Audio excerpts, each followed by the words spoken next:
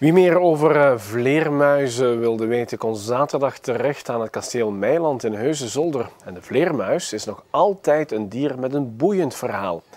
En wij liepen gisteren even mee met Heleentje de Brouwer van het Limburgs Landschap, een van de initiatiefnemers van de Nacht van de Vleermuis. Hier bij dit standje kunnen de mensen insecten leren proeven. In de toekomst gaat dat waarschijnlijk het voedsel worden. En, de link met vleermuizen is logisch. Vleermuizen die eten insecten en ja, wij leren dat dus nu ook proeven. Vind je het lekker? Ja, ik vind dat... En hoe smaakt het? Naar chips. Naar chips, ja. Zo'n beetje notig, hè? Ja. Ja.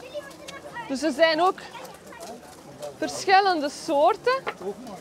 Er zijn meelwormen. Dus sommige vleermuissoorten die eten keverlarven, eigenlijk niet die echte meelwormen. Vleermuizen zijn dol op insecten. Dat werd gisteren nog maar eens duidelijk aan het kasteel Meiland in Zolder tijdens de Nacht van de Vleermuis.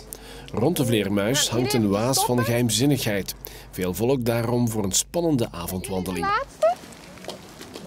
Goedenavond allemaal.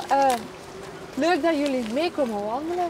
Wij gaan vandaag op zoek gaan naar vleermuizen en ik heb daarvoor een speciaal bakje mee. Wij kunnen met ons oor de vleermuizen niet horen, maar met het bakje dat zet eigenlijk net zoals een radio geluiden die ergens in de lucht hangen om in geluiden die we wel kunnen horen. Kijk, en we hebben geluk, er vliegt er al een. Ja, daar. Je ziet ze zelfs. Ja, oh, je hebt ze al gezien. Daar, hier, kijk. Dat is de dwergvleermuis die daar vliegt. En ik ben speciaal hier komen staan, omdat dit een donkerder plekje is.